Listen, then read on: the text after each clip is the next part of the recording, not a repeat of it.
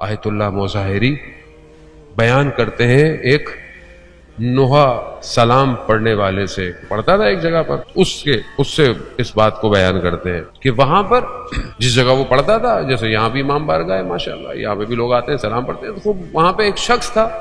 آپ کو پتا ہے عراق ایران کا جو کلچر ہے وہ کیا ہے، مجلس میں لوگ آئیں تو چائے پلاتے ہیں ان کو. جیسے یہاں سبیلیں لگی ہوئی ہیں، باہر ماہ محرم میں سبیلیں لگی ہوئی ہیں، ہر جگہ لگی ہوئی ہیں ماشاءاللہ. تو وہاں مسجد کے اندر ایک کمرہ ہوتا ہے، یہاں پہ بھی ہوگا غالباً، وہاں ہوتا ہے نماز کے بعد، مجلس کے بعد، مجلس کے درمیان میں یا کوئی آ رہا ہے، چائے ضروری ہے وہاں. تو وہ شخص چائے پلاتا تھا، ایک اس کا انتقال ہو گیا. یہ مداح سلام پڑھنے والا کہتا ہے ہم اس کی قبر پہ گئے اور ہم نے اس سے کہا ساری زندگی امام کی جو تم نے نوکری کی ہے، تم کس حال میں ہو ہمیں بتاؤ آگے، تم کس حال میں ہو. اب آپ دیکھیے گا کہ آپ کو پتہ چلے گا کہ آپ کا ایک ایک قدم کتنا دیکھا جا رہا ہے امام کی بار.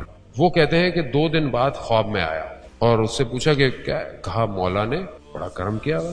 کہا باغ دیے ہوئے ہیں، محل دیے ہوئے ہیں. کہا اچھا. کہا ہوا کیا؟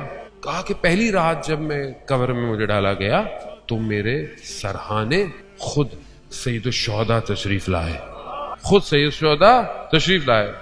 اور کہا اس کا نام تھا مشہدی علی، مشہد کا رہنے والا ہوگا شاید. کہا کہ تم نے جو ہمارے لیے اتنا کام کیا ہے، یہ اس کے بدلے میں تمہیں فی الحال قیامت میں ہم تمہیں دیں گے. اس کو کہا کہ تم نے اتنا کچھ کیا، یہ تو سب تمہارا ہے، قیامت میں تمہیں دیں گے، ہم دیں گے.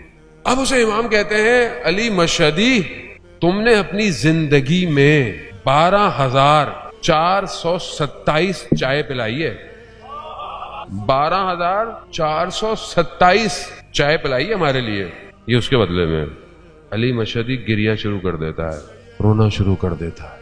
مولا کہتے ہیں رو کیوں رہے ہو، مطلب کوئی کمی ہے؟ کہتا نہیں مولا. کہتا مجھے پتا ہوتا آپ ایک ایک پیالی کا حساب رکھتے ہیں تو میں سارے لوگوں کو خود چائے پلاتا.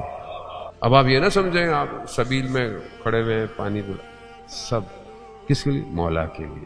سب جا رہا ہے، ایک ایک لمحہ جا رہا ہے، ایک ایک منٹ جا رہا ہے.